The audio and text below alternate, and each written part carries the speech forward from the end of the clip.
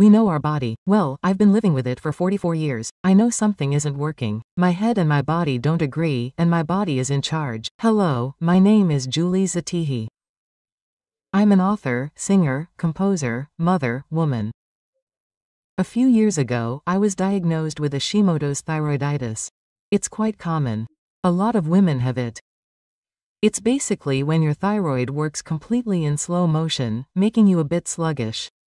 It's an autoimmune disease, so that means I'm attacking myself. And that's what causes my entire system, nervous, digestive, inflammatory, everything to slow down, and it creates lots of inflammation in the body that unexpectedly appears and disappears. It's quite restrictive, but we deal with it.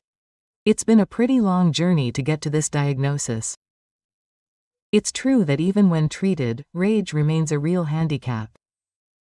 I think there are as many symptoms as there are people. It ranges from stomach aches to fatigue that hits us as if we'd run a marathon, and a lot of mood swings. What you need to know is that the thyroid is really the conductor of our body. I am completely a victim of what my thyroid decides to do.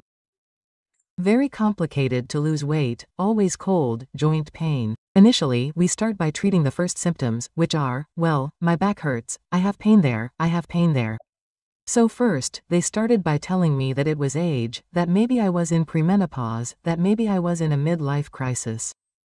Because what you need to know is that symptoms appear and disappear. It's quite complicated at some point to wonder if it's all in your head. I was told a lot that it must be psychosomatic. It lasted 4 years in fact before they said well there's not a small thyroid problem, and which seems quite simple because in the end it's a blood test and an ultrasound So it was very clear as soon as we did all that.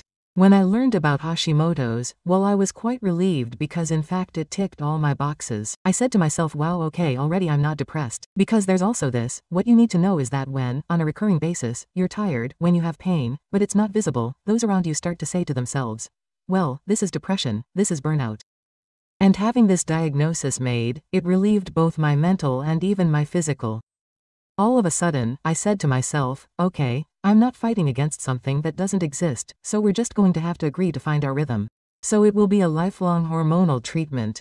It's not extremely effective, it helps. It's a real support. Besides that, you have to be extremely careful with your diet because very often, we're very intolerant to gluten, for example, which is complicated because gluten is really my life.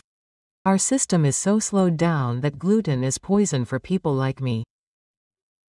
You have to try to do as much sport as possible to challenge your body in a more nervous way and to divert this fatigue a little. It's as if I was put on standby in fact. We try to get around it on a daily basis. And then afterwards we manage when we know it's easier. When we made the diagnosis I think that all of a sudden I came off this road that I was taking which was telling me, okay actually I don't accept getting old, they're right, I must be in premenopause. It's a bit like the normal path of a woman. You suffer when you have your period and then you suffer when you don't have it anymore. A woman complains all the time because I've been told that a lot. The doctors say, oh yeah, but really, we can't find anything. No, we don't understand. It's okay in your life. It's extremely violent, in fact, to find yourself faced with a lack of understanding when you know and understand your body. Well, I've been living with it for 44 years. I know that something isn't working.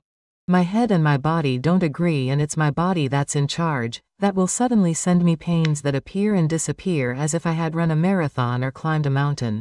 It's clear that as soon as you know, everything is much simpler and suddenly you get back on track and ultimately Hashimoto's, it becomes my superpower. When I learned that I had this syndrome, it actually made me tell myself that I had to relearn how to be indulgent with my body.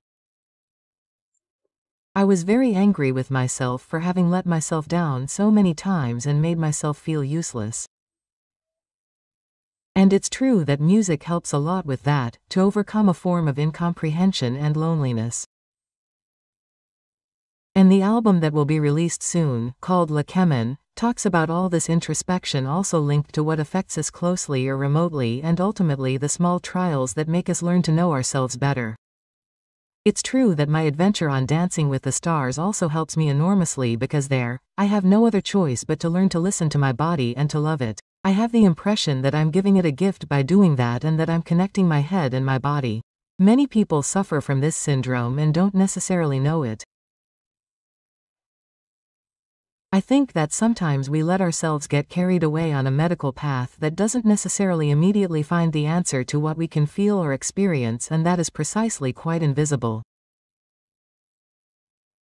We put all that on the psychosomatic. I understood with this journey that a woman is not only destined to suffer. You cannot suffer during childbirth, you cannot suffer during your period, you cannot suffer during hormonal changes. There are plenty of solutions for that, and I think you have to trust yourself. And what I want to say today is not so much that it's difficult for me.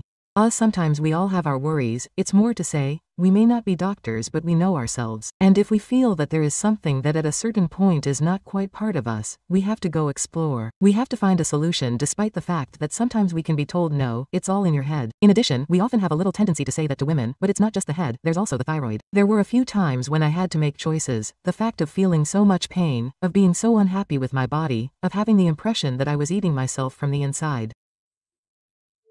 There were times when I had to slow down, even a time when I thought I would sing more, because it required too much physical involvement, body pain in the neck, in the back, that you constantly have a stomach ache, that you feel like you have. It's quite a strange symptom. But the extremities are so cold that you burn in fact, all of this is part of thyroid dysfunction. And it depressed me to be in that state. I said, well, actually, I have to stop singing, I'm going to take care of my family even more, and then I'm going to stop singing. In fact, I can't do it. What I would say to all the people who have chronic illnesses or particular syndromes and so on, is that, well, they are not alone, because in fact there are a lot of people who have thyroid problems and lots of other things.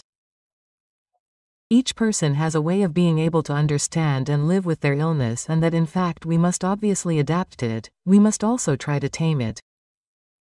The mind plays a very important role, and that we can sometimes compensate a little for the physical with the mind when we know that we are not telling ourselves stories and that what we feel is real. I strongly advise you, strongly for the well-being of your ears and the inside of your body, to put an eye and an ear especially on my future album, which is called The Path.